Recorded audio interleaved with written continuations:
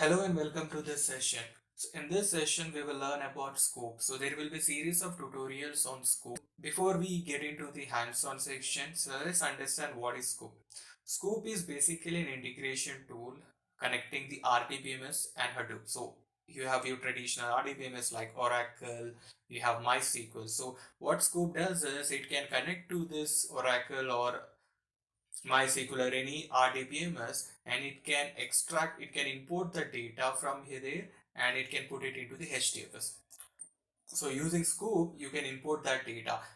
Now the reverse is also possible, it's also available. So Sqoop can also export the data from your Hadoop system into the relational databases. Now why is that we have to move the data from your traditional databases to the HDFS, right? Most of the projects who getting into the big data, and in order to have the data into the HDFS, you will have to do an import from the traditional systems into the HDFS. So this is where Sqoop comes into the picture.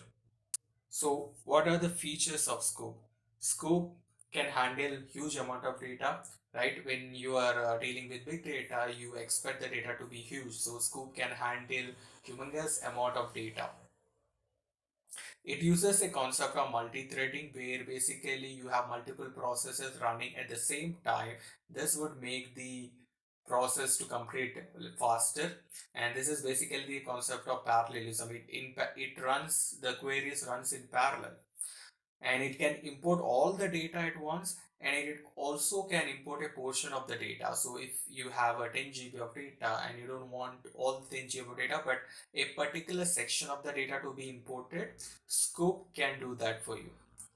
Sqoop can also work with incremental data. So basically if the data is getting inserted in an incremental fashion, so you don't want to re-import the whole data, rather you only want to import this particular addition to the data, so that incremental load is also possible using Sqoop.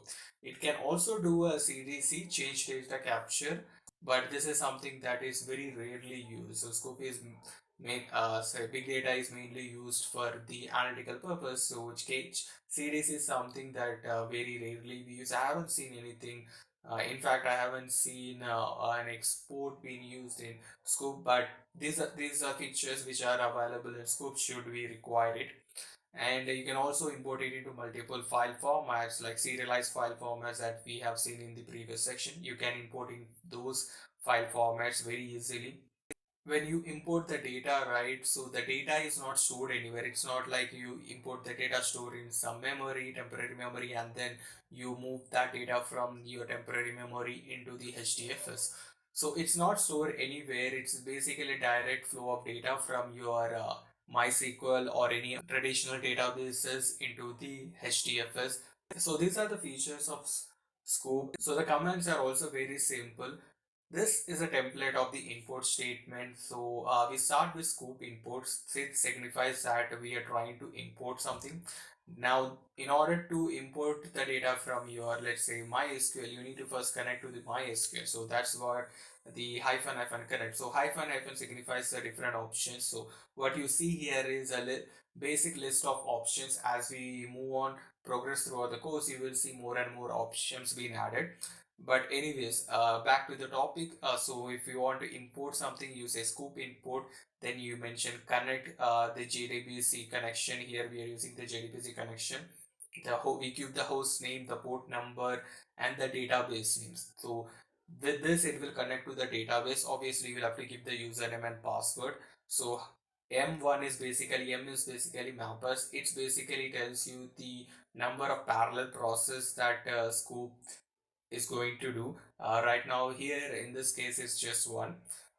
Then we give the table name. So table is basically which table that you want to import, and target directory is basically where you want to import that data.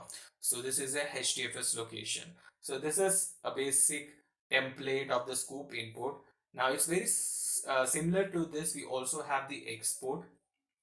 Now, if you see here, the only changes are basically the Sqoop export. Earlier we had import.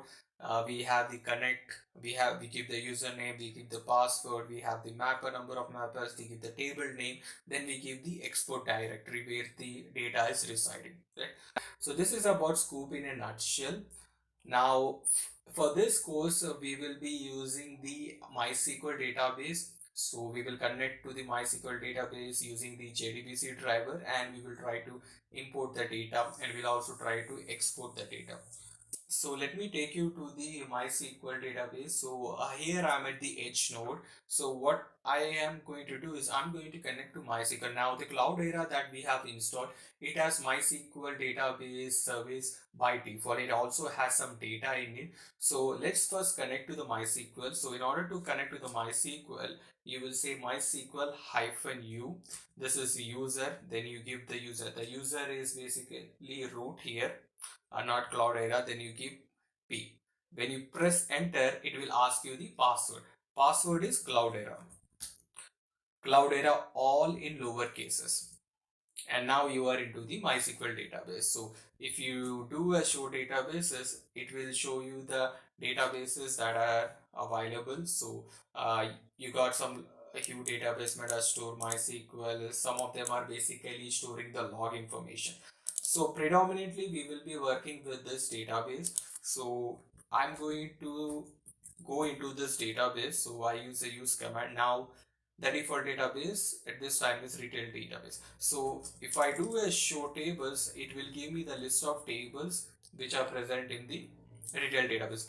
Categories, we have customer data, we got departments data, we got order items, orders, products. So let me quickly select some data. So let me go with customers. I'm going to limit this to 10 records. So see, this is the data that we have in the customer table. Similarly, let me also check with orders.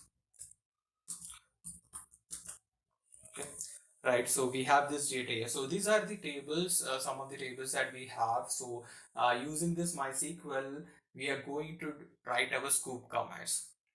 So in the next series of videos that follows this one, we will try multiple commands, and the commands that we are trying it or we are executing it will be provided to you in the article section. So you don't have to copy those data. You can basically take it up from the article section.